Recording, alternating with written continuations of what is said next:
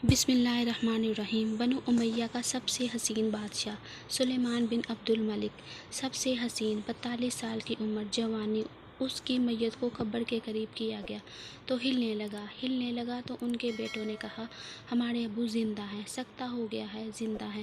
عمر بن عبدالعزیز فرمانے لگے، ارے بھتیجو، زندہ نہیں ہے، قبر کا عذاب جلدی شروع ہو گیا ہے، چھپاؤ، جلدی چھپاؤ۔ عمر بن عبدالعزیز جس تخت پر بیٹھے اس پر سلیمان تھا، اس پر ولید تھا، اس پر عبد الملک تھا، ان تینوں نے اپنے من کو راضی کیا، عمر بن عبدالعزیز نے اپنے رب کو راضی کیا۔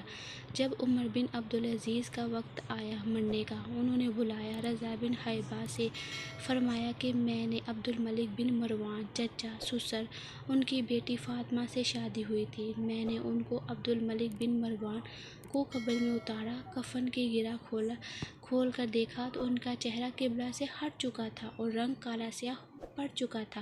عبد الملک بن مروان گورا چٹا تھا، گال سرخ، ہر کالا۔ پھر میں نے ولید کو قبر میں اتارا، اس کا بیٹا، اس نے 10 سال حکومت کی، اس نے 21 سال حکومت کی، ولید بن عبد الملک۔ میں نے اس کے کفن کی گرہ کو کھولا تو اس کا رنگ سیاہ ہو چکا تھا، قبلہ کی طرف سے چہرہ ہٹ چکا تھا۔ پھر سلیمان کے کفن کو کھولا، اس کا بھی چہرہ قبلہ سے ہٹ چکا تھا، رنگ سیاہ پڑ چکا تھا۔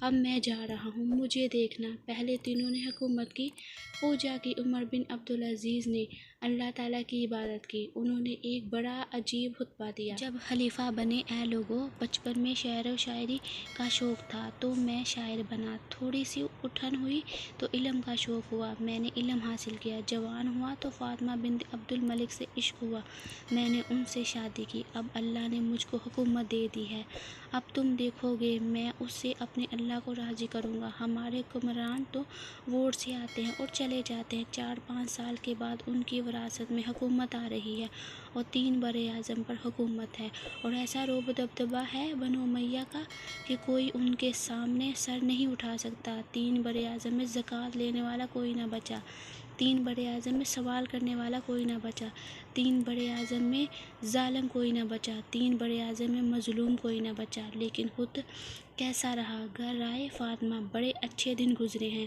اب امتحان ہے، میں تیرا حق ادا نہ کر سکوں گا، طلاق لینی ہے تو میں حاضر ہوں، ساتھ دینا ہے تو پہلے اپنے حق معاف کرو سیاسی لحاظ سے۔ فاطمہ جیسی عورت تاریخ میں نہیں آئی، 7 نسبتوں سے یہ شہزادی ہے۔ فاطمہ کہنے لگی، عمر، میں نے سکھ کے دن آپ کے ساتھ گزارے ہیں، دکھ میں آپ کو چھوڑ کر نہیں جاؤں گی، جائیں، میں نے سارے حق معاف کیے۔ پھر عمر بن عبدالعزیز کی راتیں اور دن کیسے گزرے، مصلے پر روتے روتے وہیں سو جاتے اور مصلے پر روتے روتے وہیں سے اٹھتے۔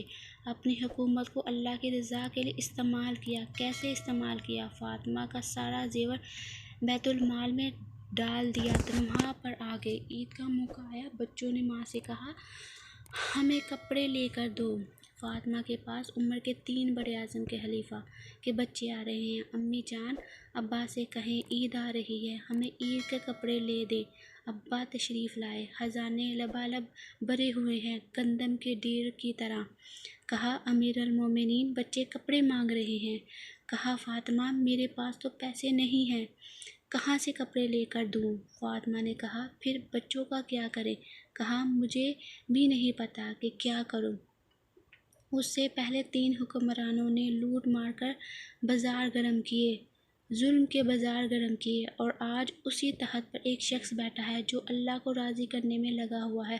تو فاطمہ نے کہا، آپ ایسا کریں، اگلے مہینے کی تنخواہ ایڈوانس لے لیں، اس سے ہم بچوں کے کپڑے لے لیتے ہیں اور میں مزدوری کر کے گھر کا خرچہ چلاؤں گی۔ ارے اپنی تاریخ پڑھو، صرف ڈرامے نہ دیکھتے رہ جاؤ، صرف گانے نہ سنتے رہ جاؤ۔ پھر عمر بن عبدالعزیز نے بلایا اپنے وزیر خزانہ مزاحم، اپنے غلام، ہاں بھائی مزاحم، ہمیں بچوں کے لیے کپڑے چاہیے، اگر اگلے مہینے کی تنخواہ ایڈوانس مل جائے۔ وہ کہنے لگے، اے امیر المومنین، آپ مجھے لکھ کر دے دیں، آپ اگلے مہینے تک زندہ رہیں گے، میں آپ کو تنخواہ دے دیتا ہوں۔ آپ نے سر جھکا لیا، اٹھے، گھر آئے، اپنی بیوی سے کہا، فاطمہ، بچوں سے کہہ دو، ان کا باپ ان کو کپڑے نہیں لے کر دے سکتا۔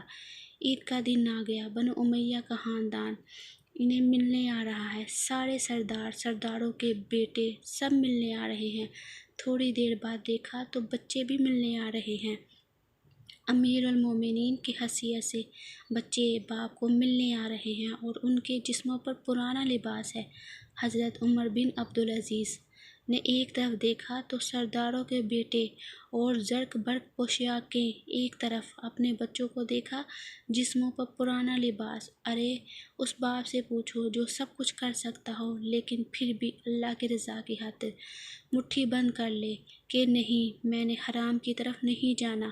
بچوں کو دیکھا تو آنکھیں ڈگمگائیں۔ فرمایا میرے بچوں، آج تمہیں اپنے باپ سے گلہ تو ہوگا کہ آج ہمارے باپ نے ہمیں کپڑے ہی نہیں لے کر دیے۔ ان کے ایک بیٹے تھے عبد الملک، وہ آپ سے بھی 4 ہاتھ تھے، وہ آپ سے پہلے ہی اللہ کو پیارے ہو گئے تھے۔ کہنے لگے ابا جان، آپ کو عید مبارک ہو، آج ہمارا سر بلند ہے، ہم شرمندہ نہیں ہیں، آپ کو مبارک ہو۔ ہمارے باپ نے قومی خزانے میں بددیانتی نہیں کی، ہم شرمندہ نہیں ہیں، انسانوں کو کپڑوں میں نہیں تولا جاتا۔ آج کا میرا دیس مالدار اتنا فقیر ہو گیا ہے، اتنا چھوٹا ہو گیا ہے کہ وہ اپنا تعارف کروانے کے لیے 50 لاکھ کی گھڑی لیتا ہے، 6 لاکھ کا جوتا لیتا ہے۔ آج کی بیگم اتنی چھوٹی ہو گئی ہے کہ وہ اپنا قد کو بڑا کرنے کے لیے 8-10 لاکھ کا ہینڈ بیگ لیتی ہے۔ ایک دن عمر بن عبدالعزیز اپنی بیگم فاطمہ سے کہنے لگے، فاطمہ کچھ پیسے ہیں، میرا انگور کھانے کو جی چاہ رہا ہے۔ فاطمہ رونے لگی اور کہنے لگی، امیر المومنین، خزانے بڑے پڑے ہیں، کیا 1 درہم کا بھی حق نہیں کہ لے کر آپ انگور کھا لیں؟ فاطمہ کی بات سن کر تڑپ کر بولے، فاطمہ میں جہنم نہیں برداشت کر سکتا۔ ارے بھائیو، جو تم دن رات سود میں پھنس چکے ہو، جوئے میں پھنس چکے ہو، کیسے اللہ کے سامنے سرخرو ہوگے؟